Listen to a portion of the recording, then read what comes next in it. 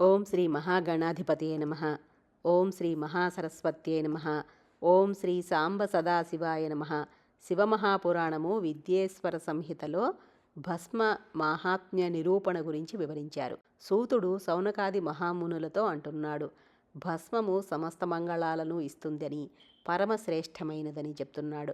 2 భేదాలున్నాయంటున్నాడు. నొసట మొదలైన సమస్త శాస్త్రోక్త స్థానాలలో విభూతిని తీర్చిదిద్దుకోవడం, అడ్డగీతలను గీసుకోవడం విద్వాంసులు త్రిపుండ్రం అని అంటారంటున్నాడు. కనుబొమ్మల మధ్య భాగం నుండి కనుబొమ్మలు ముగిసే చివరల వరకు అంత పొడవైన త్రిపుండ్రాన్ని లలాటంలో ధరించాలి. మధ్యవేలు ఉంగరపు వేలులతో 2 రేఖలు గీసి వాటి మధ్యలో బొటని వేలుతో వ్యతిరేక దిశలో గీసిన రేఖను త్రిపుండ్రం అంటారు. నడుమున ఉన్న 3 వేళ్లతో విభూతిని శ్రద్ధతో భక్తిభావంతో కూడా ధారణ చేయొచ్చుట. ఈ త్రిపుండ్రం భోగమోక్షాలను ప్రసాదిస్తుంది. త్రిపుండ్రంలో 3 రేఖలలో ఒక్కో రేఖలో 9 మంది చొప్పున దేవతలు ఉన్నారు. వారు సమస్త అవయవాలలో నివసిస్తూ ఉంటారు మన శరీరంలో. మొదటి రేఖకు సంబంధించిన అధిదేవతలెవరు? ఓంకారంలోని మొదటి అక్షరమైన అకారము, గార్హపత్యాగ్ని, పృథివీ, ధర్మం, రజోగుణం, ఋగ్వేదం, క్రియాశక్తి, ప్రాతఃసవనం, మహాదేవుడు. రెండవ రేఖకు ఓంకారంలోని 2వ అక్షరమైన ఉకారం, దక్షిణాగ్ని, ఆకాశం, అంతరాత్మ, సత్వగుణం, యజుర్వేదం, ఇచ్ఛాశక్తి, మాధ్యందిన సవనం, మహేశ్వరుడు. అలాగే 3వ రేఖకు ఓంకారంలోని 3వ అక్షరమైన మకారం, ఆహవనీయాగ్ని, ద్యులోకం, పరమాత్మ, తమోగుణం, సామవేదం, జ్ఞానశక్తి, తృతీయ సవనం, అలాగే పరమశివుడు. ఈ విధముగా ఆయా స్థానదేవతలకు ఉత్తమ భక్తితో నిత్యము నమస్కరించాలి. స్నానాదులతో శుచి అయి సాధకుడు త్రిపుండ్ర ధారణ చేస్తే భోగాలు మోక్షాలు కూడా పొందుతాడు. అన్ని అవయవాలలో ఉన్న స్థానదేవతల గురించి చెప్పబడింది ఈ శివపురాణంలో. 32 స్థానాలలో త్రిపుండ్రన్యాసం ఎలా చేయాలో చెప్తున్నాడు. వీరి నామాలను స్మరిస్తూ విద్వాంసుడైన సాధకుడు ఈ త్రిపుండ్రాన్ని ధరించాలంటున్నాడు. అవి ఏమిటంటే, ఉత్తమ స్థానం నివసించే తత్వదేవతల గురించి చెప్తున్నాడు. శిరస్సు అగ్ని, లలాటం జలము, కుడి చెవి ఎడమ చెవి పృథివీ, కుడి కన్ను ఎడమ కన్ను వాయువు, కుడి నాసిక ఎడమ నాసిక నోరు కంఠం, కుడి చేయి ఎడమ చేయి, కుడి మోచేయి ఎడమ మోచేయి, కుడి మణికట్టు ఎడమ మణికట్టు. వీటికి సంబంధించి 10 దిక్కులు అంటే తూర్పు, ఆగ్నేయం, దక్షిణం, నైరుతి, పశ్చిమం, వాయవ్యం, ఉత్తరం, ఈశాన్యం, ఊర్ధ్వం, అధోలోకం. అలాగే హృదయము, కుడి ఎడమ ప్రక్క భాగాలు, నాభి, కుడి ఎడమ అండకోశం, కుడి ఎడమ తొడ, కుడి ఎడమ మోకాలు. వీరికి 10 మంది దిక్పాలకులు అధిదేవతలు. ఇంద్ర, అగ్ని, యమ, నిరుతి, వరుణ, వాయు, కుబేర, ఈశాన, బ్రహ్మ, అనంత. కుడి ఎడమ పిక్కలు, కుడి ఎడమ మడమలు, కుడి ఎడమ పాదాలు, ఇలా మొత్తం 8 స్థానాలుగా విభజింపబడిన వాటికి వీరికి అష్టవసువులు అంటే ధర, ధ్రువ, సోమ, అహ, అనిల, అనల, ప్రత్యూష, ప్రభాస ఈ అష్టవసువులు అధిదేవతలు. 32 స్థానాలు కాకపోతే కనీసం 16 స్థానాలకైనా త్రిపుండ్ర న్యాసం చేయాలని చెప్పి సూతుడు చెప్తున్నాడు. అవి ఏమిటంటే, శిరస్సు లలాటానికి అశ్విని దేవతలు, కంఠానికి శివుడు, కుడి భుజం శక్తి, ఎడమ భుజం రుద్రుడు, కుడి బాహు ఈశుడు, ఎడమ బాహువు నారదుడు, కుడి మోచేయి వామ నవశక్తులలో ఒకటి, ఎడమ మోచేయి జ్యేష్ఠ నవశక్తులలో 2వ శక్తి, కుడి మణికట్టు రౌద్రి నవశక్తులలో 3వది, 7వ మణికట్టు కాళి నవశక్తులలో 4, హృదయం కళవికరణి నవశక్తులలో 5వది, నాభి బలవికరణి నవశక్తులలో 6వది, కుడి ప్రక్కటెముక బలప్రమథిని నవశక్తులలో 7, ఎడమ ప్రక్కటెముక సర్వభూత దమని నవశక్తులలో 8, వెనుక భాగం అంటే వీపు మనోన్మని నవశక్తులలో 9. త్రిపుండ్రన్యాస స్థానం మొత్తం ఈ విధంగా 16 స్థానాలు చెప్పబడ్డాయి. ఇంకొక విధంగా కూడా ఈ 16 స్థానాలు చెప్పబడ్డాయి శివమహాపురాణములో. అవి ఏంటంటే, శిరస్సు శివుడు, కేశాలు చంద్రుడు, కుడి చెవి రుద్రుడు, ఎడమ చెవి బ్రహ్మ, నోరు విఘ్నరాజు అంటే వినాయకుడు, కుడి భుజం విష్ణువు, ఎడమ భుజం లక్ష్మి, హృదయం శంభువు, నాభి ప్రజాపతి, కుడి తొడ నాగులు, ఎడమ తొడ నాగకన్యలు, కుడి మోకాలు ఋషికన్యలు, ఎడమ మోకాలు ఋషికన్యలు, కుడి పాదం సముద్రాలు, ఎడమ పాదం సముద్రాలు, వెనుక భాగం సమస్త పుణ్యతీర్థాలు. 8 స్థానాలలో అయినా కూడా త్రిపుండ్రన్యాసం చేయవచ్చని సూతుడు చెప్తున్నాడు. రహస్య స్థానం బ్రహ్మదేవుడు, లలాటం కశ్యపుడు సప్తర్షులలో మొదటివాడు, కుడి చెవి అత్రి, ఎడమ చెవి భరద్వాజుడు, కుడి భుజం విశ్వామిత్రుడు, ఎడమ భుజం గౌతముడు, హృదయం జమదగ్ని, నాభి వశిష్ఠుడు. 5 స్థానాలనైనా కనీసం విభూతి ధారణకు యోగ్యమైనవిగా ఉపయోగించుకోవాలంటున్నాడు. అవి శిరస్సు, 2 భుజాలు, హృదయం, నాభి. దేశకాలాలకు పరిగణంలోకి తీసుకుని విభూతిని అభిమంత్రించుకోవాలి. నీటిలో కలపాలి, లేకపోతే పొడి భస్మాన్నైనా ధరించాలి.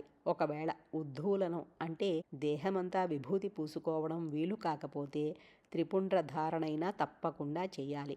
త్రినేత్రధారి, త్రిగుణాధారుడు, త్రిమూర్తులకు జనకుడు ఆ పరమశివుడిని స్మరిస్తూ త్రిపుండ్ర ధారణ చెయ్యాలి.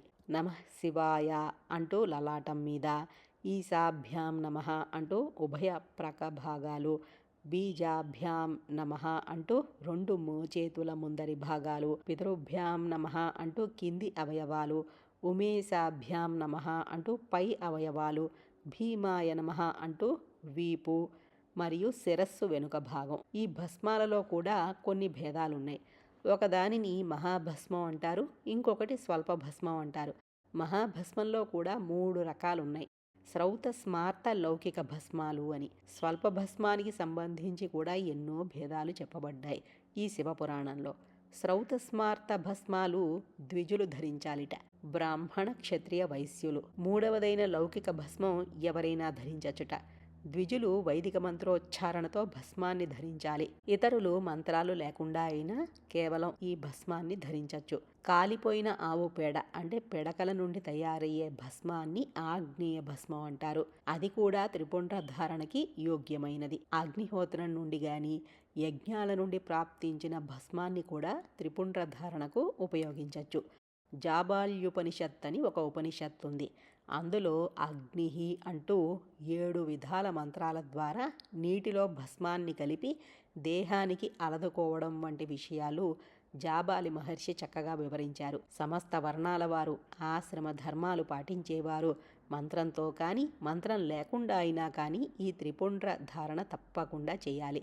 సమస్త అవయవాలకు నీటితో కలిపిన విభూతిని వివిధ అవయవాలపై అడ్డంగా 3 రేఖలు త్రిపుండ్రాలు తీర్చుకోవడం వల్ల శివజ్ఞానం కలుగుతుంది.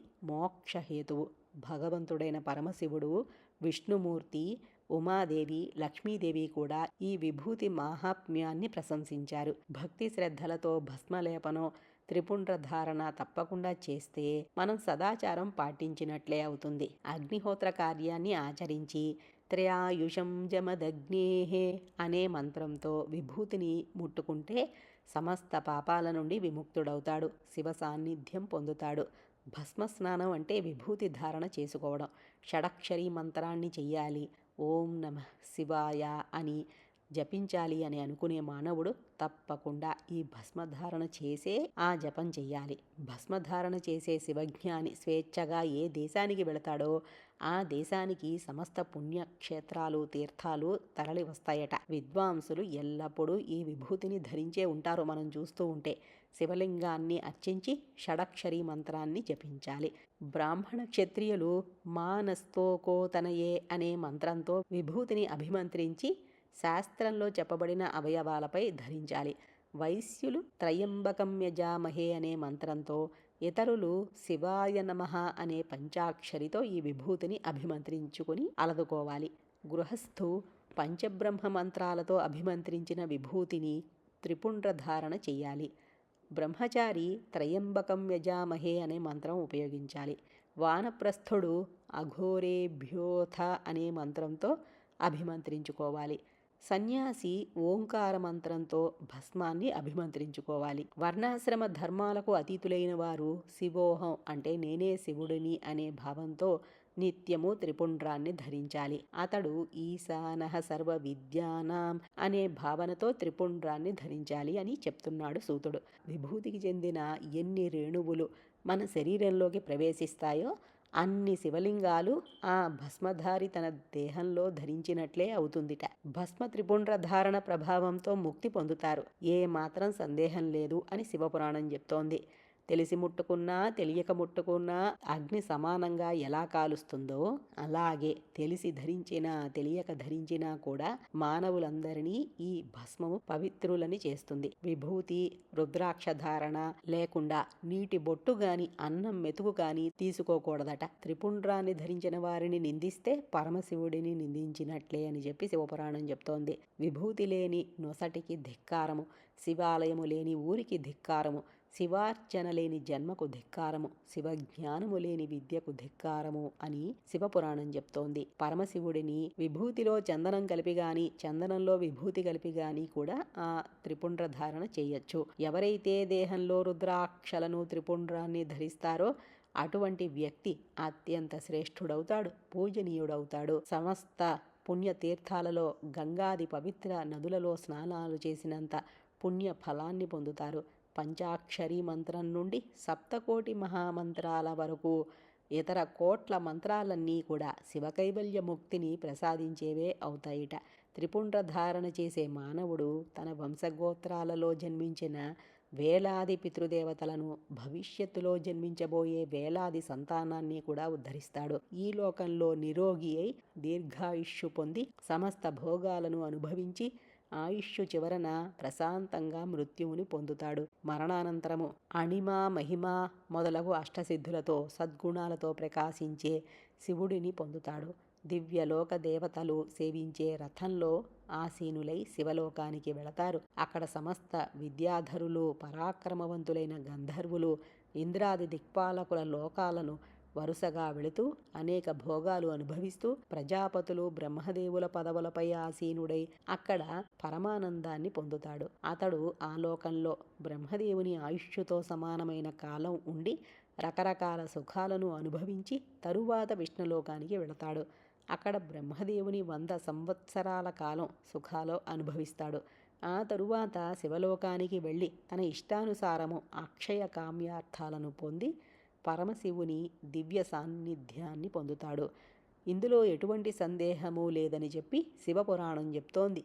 సమస్త ఉపనిషత్తుల సారాంశాన్ని మరలా విచారించి తేల్చిన నిశ్చిత నిర్ణయం ఏమిటంటే త్రిపుండ్ర ధారణ చేయడమే అత్యంత శ్రేష్టమైనది. శ్రాద్ధం, యజ్ఞం, జపం, హోమం, వైశ్వదేవం మరియు దేవతా పూజల సమయంలో త్రిపుండ్రాన్ని ధరిస్తే అతడు మృత్యువును సైతం జయిస్తాడట. మల విసర్జన తరువాత దేహశుద్ధి కోసం జలస్నానం చేస్తారు. భస్మ స్నానం చేయడం వల్ల నిత్య పవిత్రత కలుగుతుంది. మంత్రస్నానం పాపాలను హరిస్తుంది. జ్ఞానమనే జలాలలో మునుక వేయడం వల్ల పరమపదం అంటే మోక్షం లభిస్తుంది. సమస్త పుణ్యక్షేత్రాలలో స్నానం చేయడం వల్ల ఏ పుణ్య ఫలాలు దక్కుతాయో ఆ ఫలమంతా భస్మ స్నానం చేసే సాధకునికి సులభంగా దక్కుతుంది. భస్మ స్నానమే అత్యుత్తమమైన తీర్థం.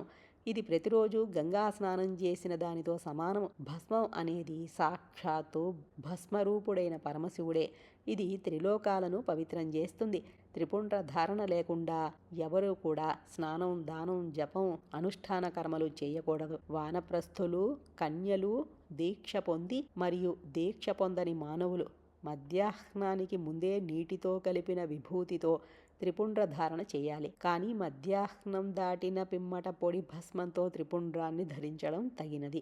ఈ విధముగా శ్రద్ధతో, దృఢభక్తితో నిత్య త్రిపుండ్ర ధారణ చేసే సాధకుడినే నిజమైన శివభక్తుడు అని మనం గ్రహించాలి.